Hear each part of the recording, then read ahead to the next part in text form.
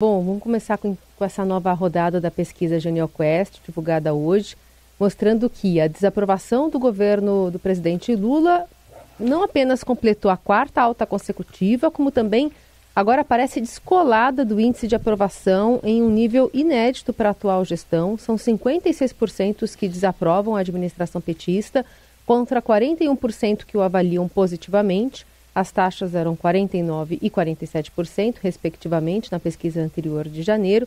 E a taxa de rejeição à gestão Lula também escalou 13 pontos percentuais desde julho do ano passado, quando teve início esse ciclo de insatisfação popular com a administração federal, enquanto a aprovação do governo recuava na mesma medida. Isso apesar de toda a movimentação que a gente viu na comunicação do governo, né, que aparentemente não conseguiu ainda reverter essa queda de popularidade, né, Eliane?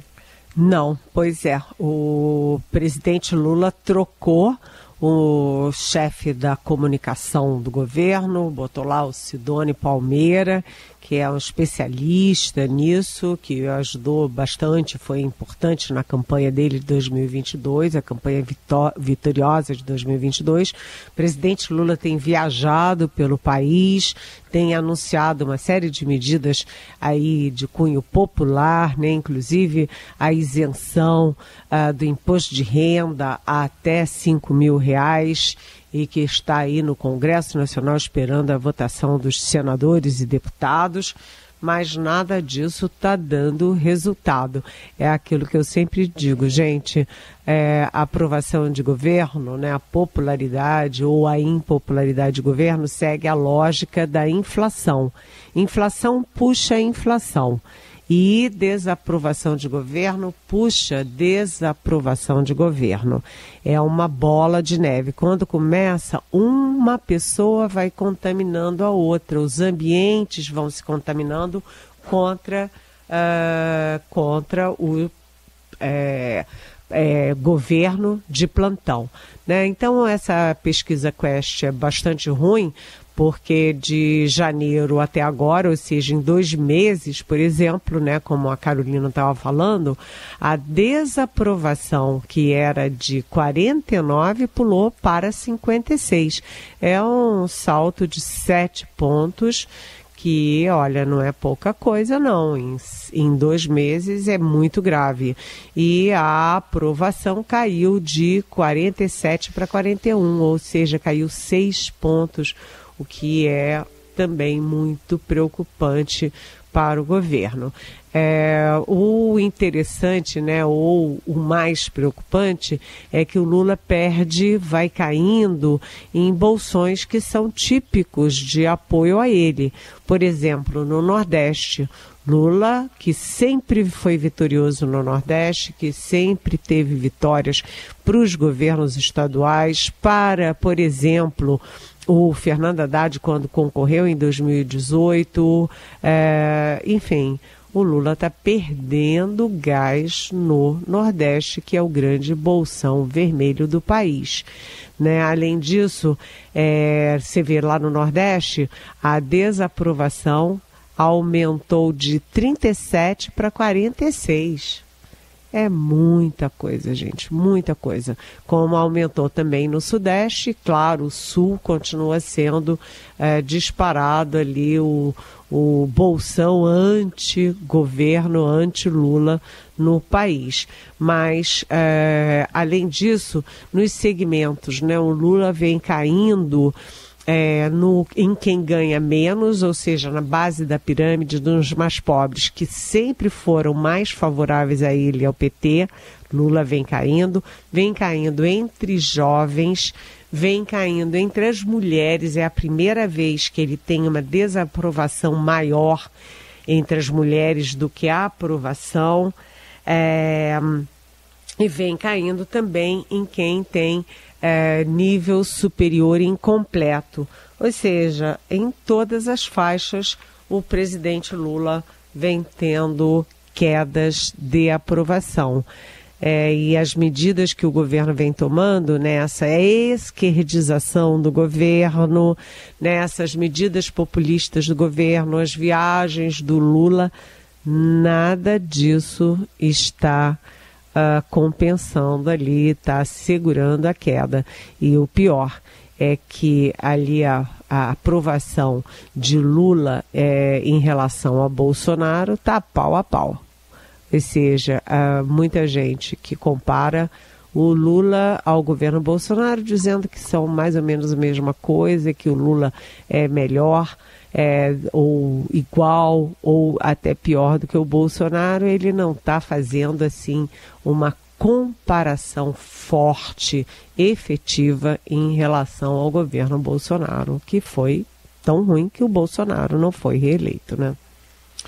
Muito bem, pesquisa aqui que a Eliane destrinchou e está completinha também lá no portal do Estadão, estadão.com.br. Eliane, chegou o dia, né? O dia da libertação, assim anunciado por Donald Trump. Hoje à tarde ele anuncia tarifas que os Estados Unidos devem impor ao mundo, não se sabe exatamente a quais países, mas muito temor aí em Brasília? Sim, né? Em Brasília, em São Paulo, em Rio, em Minas e no país todo, né?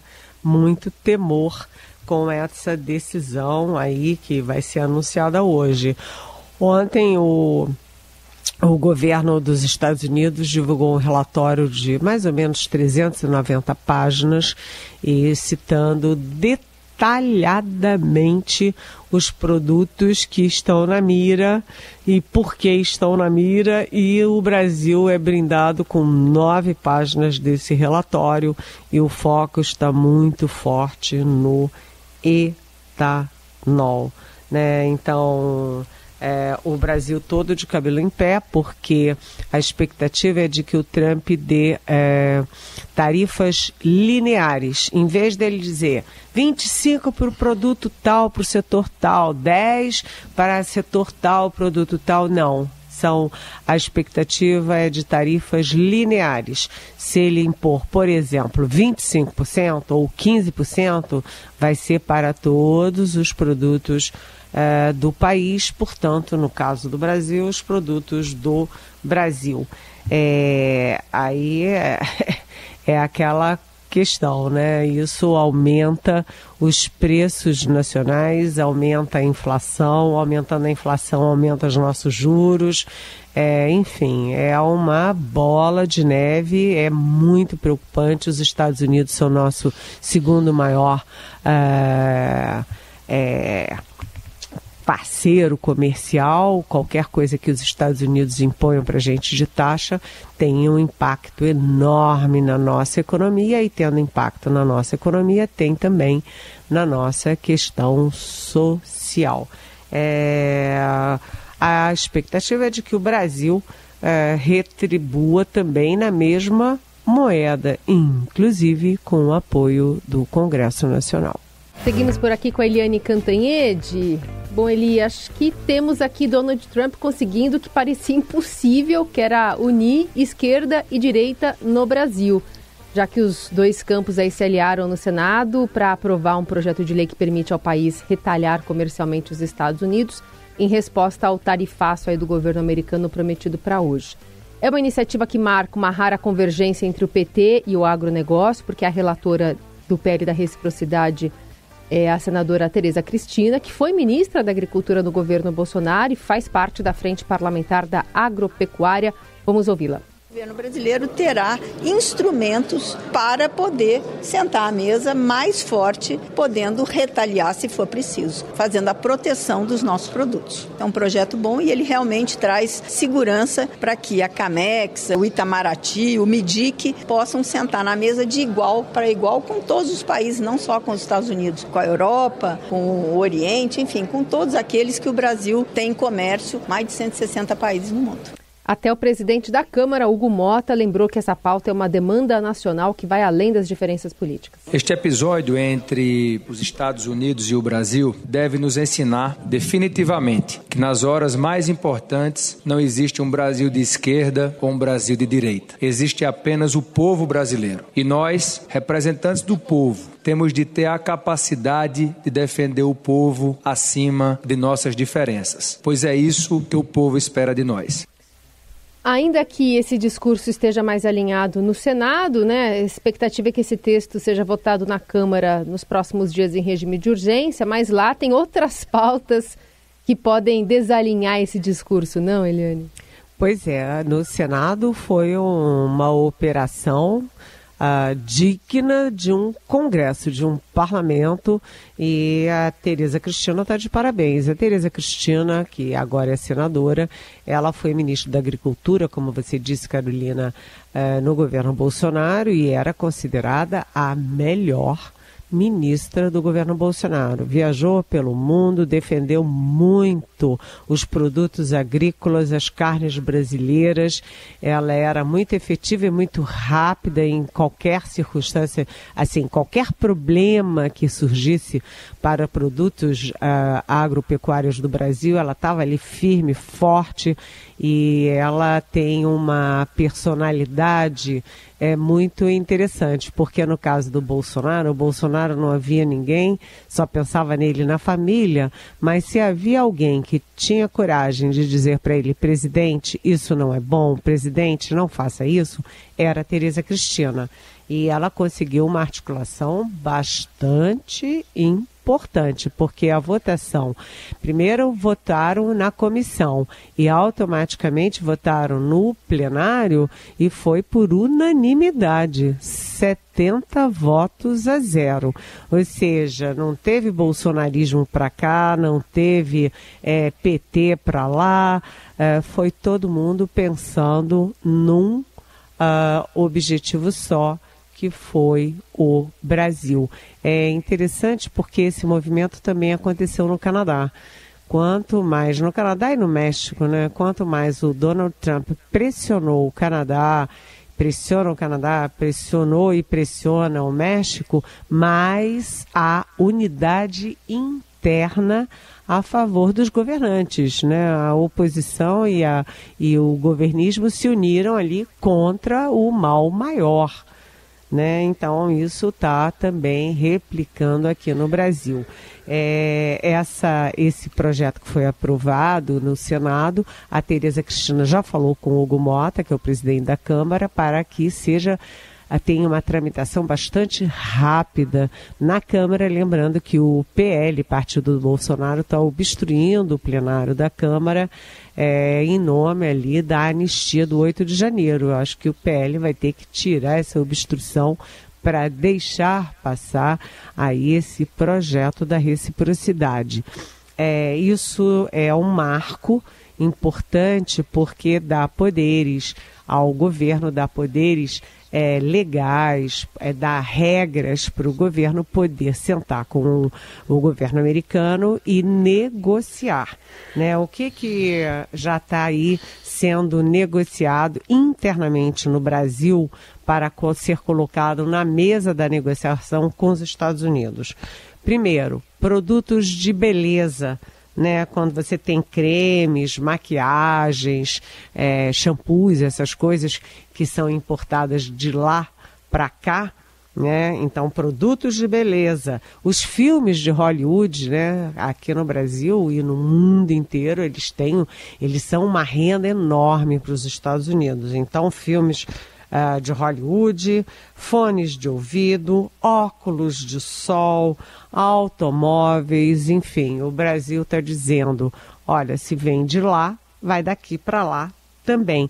E além disso, além da taxação de produtos, o Brasil também está estudando ali, o MIDIC e o Itamaraty estão estudando a quebra de patentes de medicamentos, de sementes, defensivos agrícolas, obras literárias e musicais, né? Porque a gente sabe quantos livros são traduzidos para o português, quantas músicas nós todos ouvimos dos Estados Unidos por dia, por hora aqui no Brasil, né? Então, o Brasil está, enfim, colocando as manguinhas de fora e dizendo: vamos tentar negociar,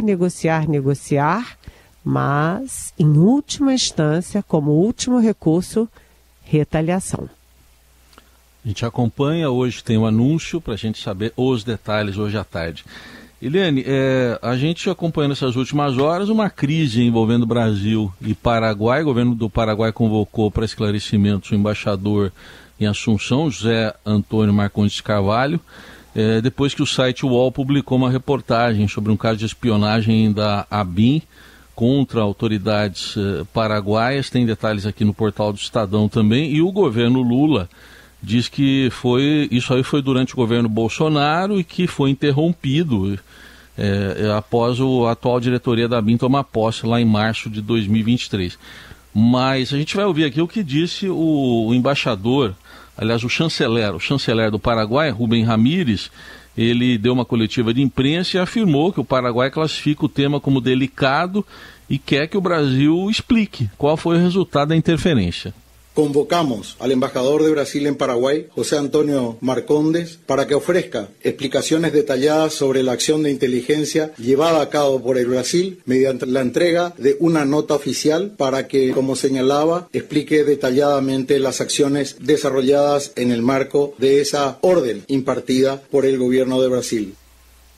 E aí, Eliane, qual o tamanho dessa encrenca? Bem, o governo paraguaio está dentro dos seus direitos, né, e reclama o seguinte, né, a ingerência em assuntos internos de outro país é uma das regras basilares do direito internacional. Portanto, o Brasil, o Estado brasileiro, rompeu uma regra internacional basilar. Então, o Paraguai está em todo o seu direito de reclamar. Além de chamar o embaixador José Antônio Marcondes de Carvalho, que é o nosso embaixador em Assunção, o governo paraguaio também chamou o embaixador deles, paraguaio, aqui em Brasília, para voltar para Assunção, enfim, para entender exatamente o que aconteceu. O site UOL publicou que deixa eu ver aqui, foi 2022, foi entre outubro, me parece, de 2022 e março de 2023. Portanto, foi no governo Jair Bolsonaro que foi criada ali, foram criadas duas equipes fora do Brasil, mas equipes brasileiras fora do Brasil, na Colômbia e no Panamá, para espionar, né, e obter dados de autoridades paraguaias, né? É uma operação ali, eu diria que é coisa de filme, né? O governo Bolsonaro mandando investigar ministros, investigar autoridades, até o presidente da República do Paraguai, enquanto o Brasil e o Paraguai negociavam revisão do acordo binacional de Itaipu. Né, Itaipu é uma empresa binacional, é brasileira e paraguaia, e depois de 50 anos estava prevista essa revisão. Né, o Paraguai historicamente reclama que o Brasil é mais contemplado, é mais beneficiado e o Brasil é mais rico. Só que quem construiu Itaipu foi o Brasil e o Brasil é muito maior. Então os dois países têm cotas iguais de energia e quando, por exemplo, o Brasil usa a sua energia toda, o Paraguai, que é pequeno, não usa toda. E pelas regras, o Paraguai tem que vender para o Brasil todo o seu excedente. Tudo que ele não usou de energia, ele tem que vender para o Brasil em preços que são negociados anualmente. E o Paraguai, historicamente, reclama dos preços que paga para o Brasil. Então, foi em meio a essa negociação que o governo Bolsonaro impôs aí essa espionagem, claro que para fazer chantagem contra os negociadores paraguaios. E o que o governo... Olha, eu agora consegui achar. A espionagem que foi feita pela ABIN, a Agência Brasileira de Inteligência, que era dominada pelo Alexandre Ramagem, que é amigão do Bolsonaro, que depois foi candidato do Bolsonaro à prefeitura do Rio de Janeiro, que agora também é um dos réus no caso do golpe. Pois é. foi instalada essa espionagem em junho de 2022 até abril de 2023. Lembrando que acabou quando tomou posse o novo chefe da ABIN indicado pelo presidente Lula. Quando o presidente Lula aprovou no Senado e nomeou o chefe da ABIN, mudou a coisa toda e acabou-se a espionagem. Só que, do ponto de vista de direito internacional e do ponto de vista dos direitos do Paraguai, aí não interessa quem era o presidente ou qual era o governo. É uma questão de Estado a Estado. Portanto, o governo Lula vai ter que responder ao Paraguai por um problemaço criado pelo governo Bolsonaro. Vamos ver o que vai acontecer dessa novela. A questão é que, claro, né, Eliane, eu acho que deve ter uma linha ali tênue de ética, mas assim, os países, eles têm que ter algumas informações ali de bastidores para avançar com algumas negociações, né? A questão é que essa daí cruzou todas as linhas diplomáticas, né? Exatamente. Claro que você tem inteligência funcionando, você tem informações sobre os outros países, mas dentro de limites. O que o governo brasileiro, na época do Bolsonaro, mandou fazer foi investigar pessoas, né, para fazer chantagem. Olha aqui, meu senhor, descobrimos que o senhor... Estou falando em hipótese, hein, gente? Estou fazendo, assim, uma comparação bastante hipotética, só para a gente ter ideia do tamanho da coisa. Você pode dizer assim, olha, o senhor tinha uma amante, não sei o quê.